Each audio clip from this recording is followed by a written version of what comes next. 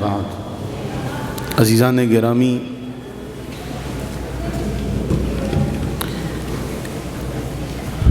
مختصر سی چند ایک باتیں آپ کے گوش گزار کروں گا۔ امید ہے کہ آپ ان باتوں کو یاد رکھیں گے۔ بحیثیت مسلمان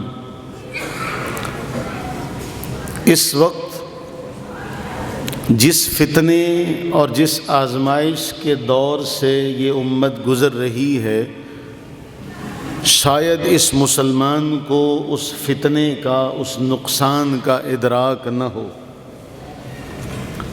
اقبال نے کہا تھا، وائے ناکامی متاع کارواں جاتا رہا، کارواں کے دل سے احساس زیاں جاتا رہا۔ ہم لوگ خواب خرگوش میں مزے لے رہے ہیں، اور ایک بڑی تکلیف دہ بات آپ سب کے گوش گزار کروں۔ مستدرک حاکم کی ایک روایت ہے، وہ آپ کو سنانا چاہوں گا، اور اس روایت کے بعد پھر آپ سمجھ جائیں گے کہ میں اپنا کون سا درد ہے جو آپ کے سامنے رکھنا چاہتا ہوں۔ حضرت زید بن ثابت رضی اللہ تعالی عنہ بیان کرتے ہیں، رسول اللہ صلی اللہ علیہ وآلہ وسلم نے غزوہ احد کے دن مجھے بھیجا کہ جاؤ سعد بن ربیع رضی اللہ تعالی عنہ کو تلاش کرو۔ حضرت زید کہتے ہیں، آپ سرور عالم صلی اللہ علیہ وسلم نے مجھے فرمایا، اگر تمہیں سعد ملے تو انہیں میرا سلام کہنا، اگر تمہیں سعد مل جائیں تو انہیں میرا سلام کہنا۔ مختصر یہ حضرت زید کہتے ہیں، میں تلاش کرتا رہا شہداء میں، جب مجھے سعد بن ربیع ملے تو میں نے دیکھا کہ ان کے جسم پر نیزے، تلوار اور تیروں کے 70 زخم تھے، 70 زخم تھے جسم پر۔ اور میں نے ان سے کہا کہ اے سعد، رسول اللہ صلی اللہ علیہ وسلم نے آپ کو سلام بھیجا ہے، مجھے اپنی کیفیت بتائیے۔ حضرت سعد رضی اللہ تعالی عنہ نے سلام کا جواب دیا اور کہا کہ عرض کرنا کہ میں جنت کی خوشبو محسوس کر رہا ہوں، اور میری قوم کو میرا پیغام دینا، میری قوم کو میرا پیغام دینا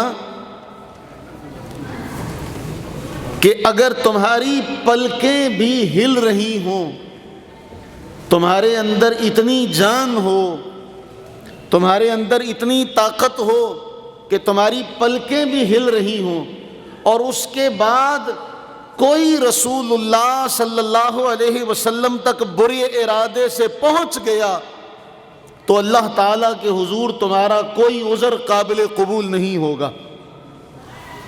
عزیزان ذی وقار، حضرت سعد کا یہ پیغام میرے اور آپ کے لیے دعوت فکر ہے کہ ہمارے ہوتے ہوئے اغیار اس حد تک بڑھ چکے ہیں کہ آج کتابیں بازار میں موجود ہیں، اور وہ یہ کہہ رہے ہیں کہ محمد نام کا کوئی شخص تاریخ میں نہیں گزرا۔ ہم اپنے مسلکوں کو بچانے میں لگے رہے، ہم اپنی مساجد کو بانٹتے رہے، ہم اپنے مسالک کی بقا کا درس دیتے رہے کہ ہمارا یہ مسلک ہے، ہم اس مسلک کے اس معاملے کے لیے مناظرہ کرتے رہے۔ ہم نے اپنی زندگی مناظرے میں گزار دی، ہم مناظر بناتے رہے۔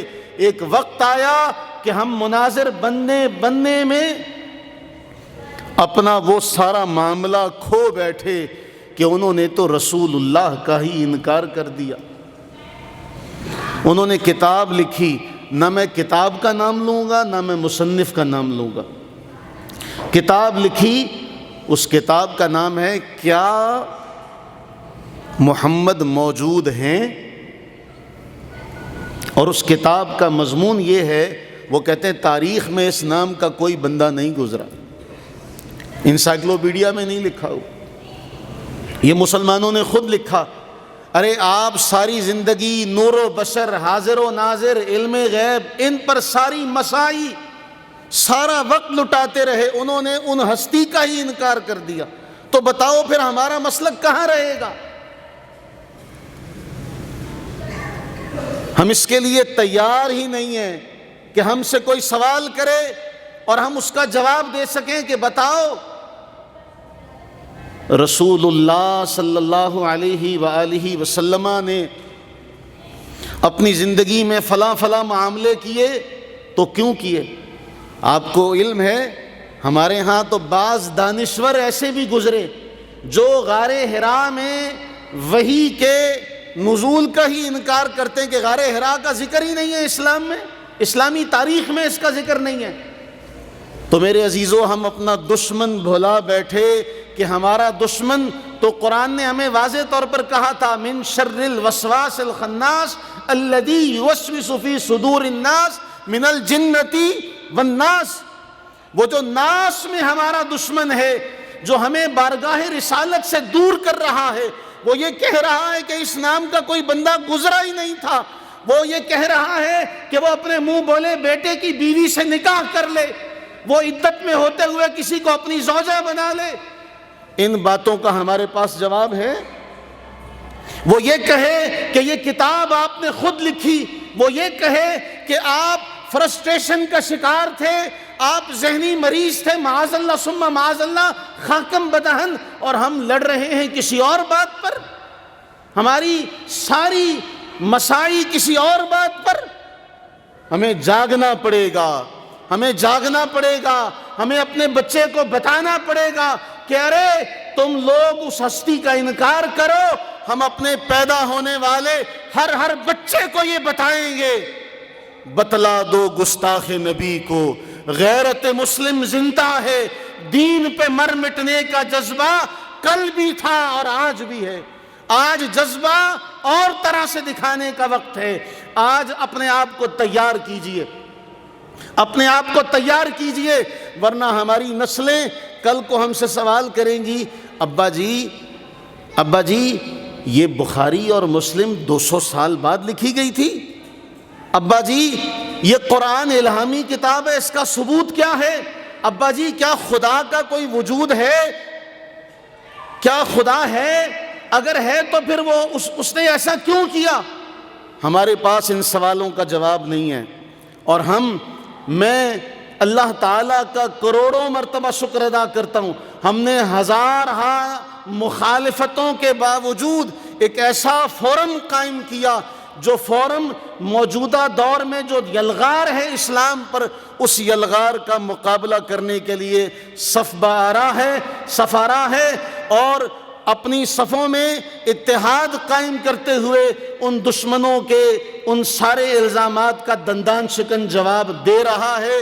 ہمارا پہلا دورہ بھی ہوا، ہمارا دوسرا دورہ بھی ہوا، ہمارا یہ تیسرا دورہ بھی ہوا، اور ہم تیار کر رہے ہیں، ایسی فوج تیار کرنا چاہتے ہیں جو دشمنوں کے ہر سوال کا، دشمنوں کے ہر اعتراض کا جواب دے سکے کہ بتاؤ جنگ بدر کیوں ہوئی تھی، بتاؤ جنگ بدر کیوں ہوئی تھی۔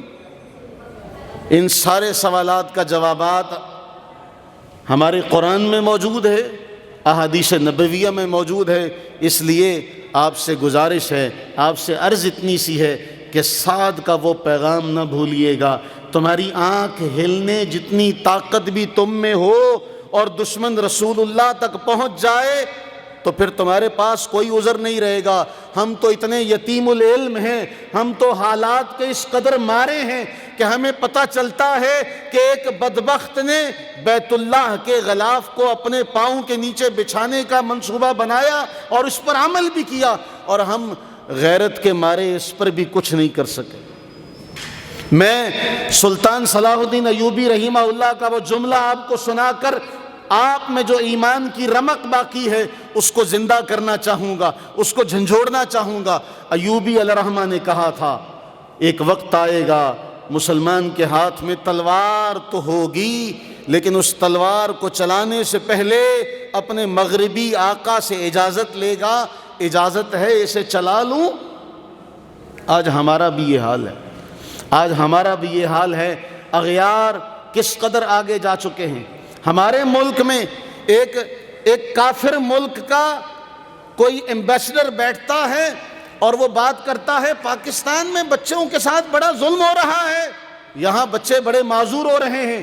وہاں کوئی غیرت مند مسلمان یہ سوال کرتا ہے اسرائیل کو دوسرا بڑا سیکنڈ لارجسٹ کنٹری آپ کی ہے جو اسلحہ پرووائڈ کر رہا ہے، غزہ میں کتنے بچے آپ لوگوں کی وجہ سے اپاہج ہوئے، کتنے معذور ہوئے، کتنے اس دنیا سے رخصت ہوئے، آپ کو اس کی فکر نہیں ہے؟ اس سوال کرنے والے کو شٹ اپ کال دی جاتی ہے۔ میرے عزیزو، ہمیں آج بھی وقت ہے، ہمارے پاس مہلت ہے، ہمارے پاس اسباب ہیں، وسائل ہیں، اس لیے سارے جمع ہو کر، یہ کسی نے کہا تھا نا یہ انگلیاں علیحدہ علیحدہ ہیں تو ہر کوئی ان کو توڑ سکتا ہے، جب یہ ایک جگہ جمع ہو جائیں تو یہ ایسا مکہ بنے گا کہ دشمن کا منہ توڑ دے گا۔ ہمیں قرآن نے پیغام دیا تھا اِنَّا خَلَقْنَاكُم مِّن ذَكَرٍ وَأُنثَىٰ وَجَعَلْنَاكُمْ شُعُوبًا وَقَبَائِلَ لِتَعَارَفُوا إِنَّ أَكْرَمَكُمْ عِندَ اللَّهِ أَتْقَاكُمْ۔ آج بھی وقت ہے قرآن کی اس بات پر جمع ہو جائیں، اپنی دینی غیرت کو ایک جگہ پر جمع کریں اور محمد الرسول اللہ صلی اللہ علیہ وسلم کی ذات پر جمع ہو جائیں۔ رضیت باللہ ربا وبالاسلام دینا وبمحمد صلی اللہ علیہ وسلم نبیا۔ امید ہے آپ میری ان باتوں پر غور کریں گے۔ اللہ تعالیٰ اس امت کو متحد فرمائے، اس امت کو متفق فرمائے اور اس امت کو متحد اور متفق ہو کر عالم کفر کا مقابلہ کرنے کی توفیق عطا فرمائے۔ آمین ثم آمین۔ وما علینا الا البلاغ المبین۔